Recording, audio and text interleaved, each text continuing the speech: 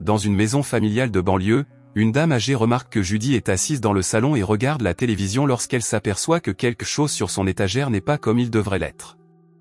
Elle s'empare alors avec précaution d'un meuble pour le réparer, en prenant soin de ne pas faire de bruit pour que son aidant ne remarque pas ce qu'elle fait.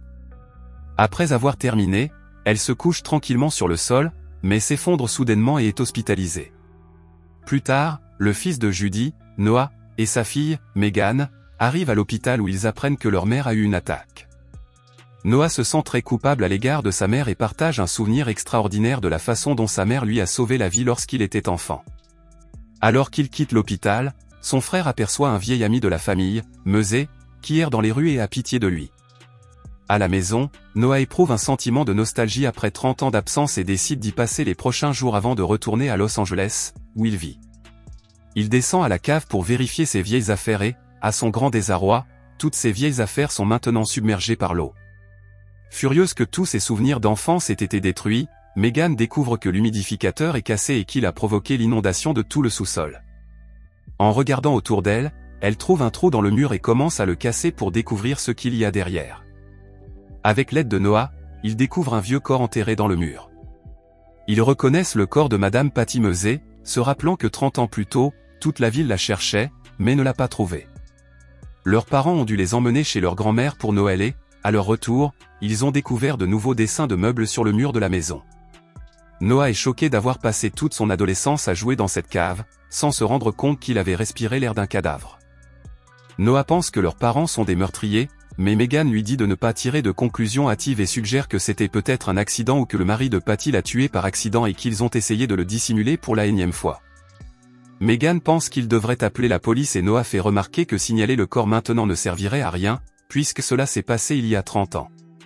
Tout le monde est passé à autre chose et, pour ne rien arranger, il a besoin de l'argent que lui rapportera la vente de la maison après la mort de sa mère. Rendre compte de l'affaire signifierait perdre la maison et l'image de la famille serait dans la boue, et il lui dit de rentrer chez elle et de se reposer pour l'instant. Megan demande comment elle peut dormir avec le cadavre et Noah lui rappelle qu'elle a dormi dans ce sous-sol pendant des années. Une nuit ne sera pas un problème. Au milieu de la nuit, Megan reçoit une notification sur son téléphone indiquant que le taux de glycémie de son fils cadet est très bas. Pendant ce temps, dans la maison familiale, Noah continue de fouiller dans les vieilles affaires de ses parents, où il trouve le vieux pistolet de son père. Le lendemain matin, les deux hommes planifient la façon de se débarrasser du corps. Après avoir enveloppé le corps dans un sac en polyéthylène, ils le transportent tous les deux dans la voiture de Megan et roulent pendant la nuit jusqu'à l'un des lacs de la ville pour y jeter le corps, en s'assurant qu'il coule au fond avant de le laisser, et en avertissant leur sœur Megan de ne laisser personne savoir ce qu'ils ont fait, pas même son mari Diego.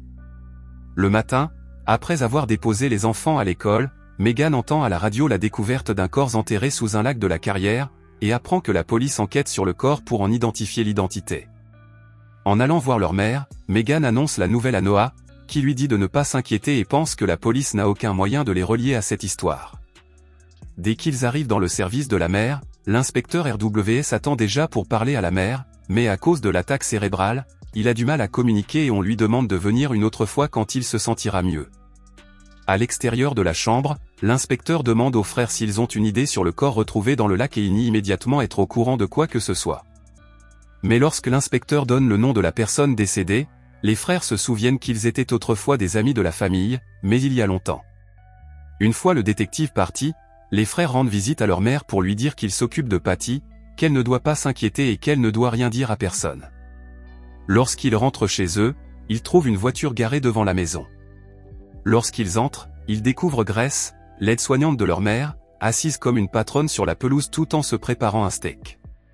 S'interrogeant sur ce qu'elle fait ici, Grace révèle que sa mère lui a raconté ce qui est arrivé à Patty. Elle sait aussi que ce sont eux qui ont jeté le corps dans la carrière. S'ils veulent qu'elle se taise, ils doivent lui verser 10 000 $. Cerise sur le gâteau, elle porte la montre Rolex de sa mère et ment en disant que c'est sa mère qui la lui a donnée. Megan lui demande pourquoi elle fait cela et elle lui fait remarquer qu'elle ne les aime pas parce qu'ils ont tout reçu, contrairement à elle qui doit travailler dur tous les jours, mais il ne voit pas ses efforts. Noah accepte de lui verser l'argent d'ici demain après-midi.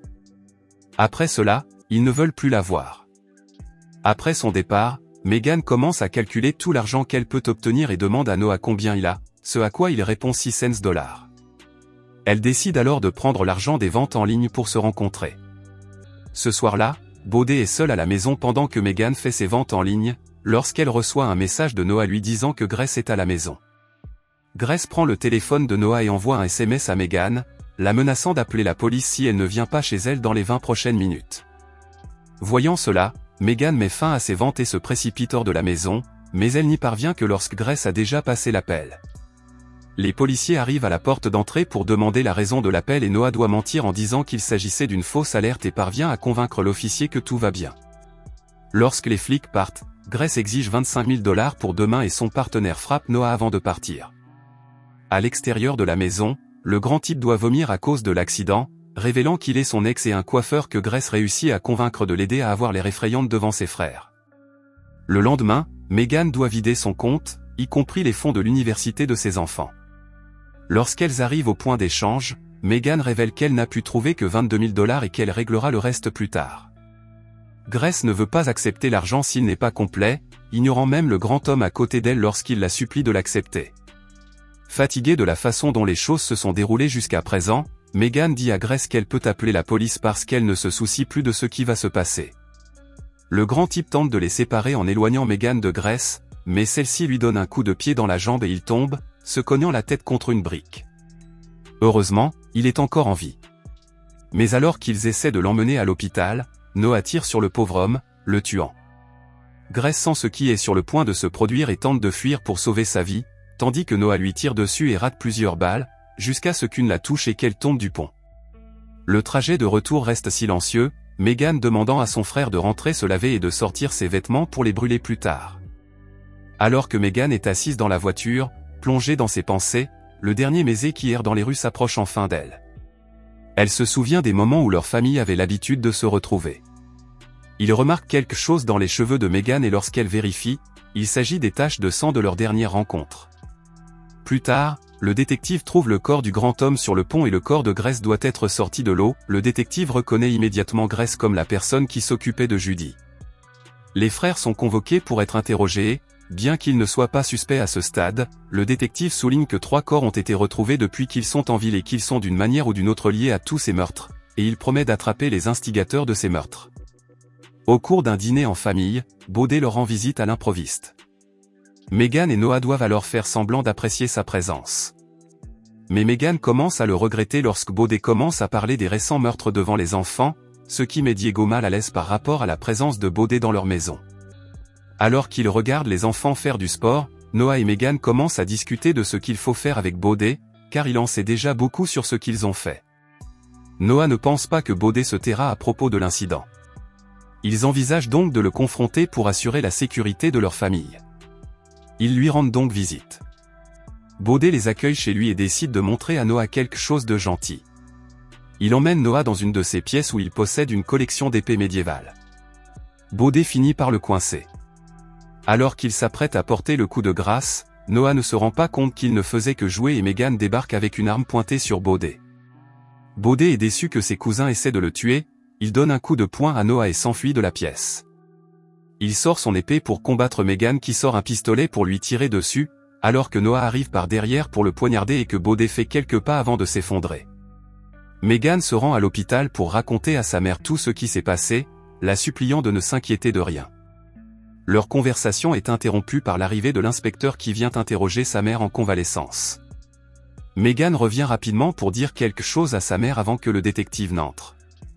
Le détective lui demande ce qu'elle lui a dit et Megan répond qu'elle a dit à sa mère qu'elle l'aimait. L'inspecteur assure alors à Megan qu'elle résoudra les affaires de meurtre, quel que soit le temps que cela prendra. Lorsque Megan rentre chez elle, elle est choquée de trouver le garde itinérant d'Aimée dans leur sous-sol, en train de jouer à des jeux vidéo avec Noah. Megan lui demande ce qu'il fait là et l'homme lui révèle que Noah lui a raconté tout ce qui s'est passé et qu'il n'en est pas fâché. En entendant cela, Megan prend un marteau et lui fracasse la tête. Noah se met à pleurer, disant qu'il avait besoin d'en parler à quelqu'un parce que tout cet incident le blessait, et il jure de quitter la ville et de ne pas revenir. Megan lui dit qu'il n'a pas besoin d'aller quelque part. Il va s'installer ici avec sa mère et s'occuper d'elle jusqu'à ce qu'elle meure.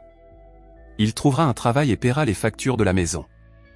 Il se comportera normalement et sera un bon oncle pour ses enfants, et ils formeront à nouveau une famille. Enfin, Ils prennent le corps du vieil homme et le déposent à l'endroit même où le premier corps a été trouvé.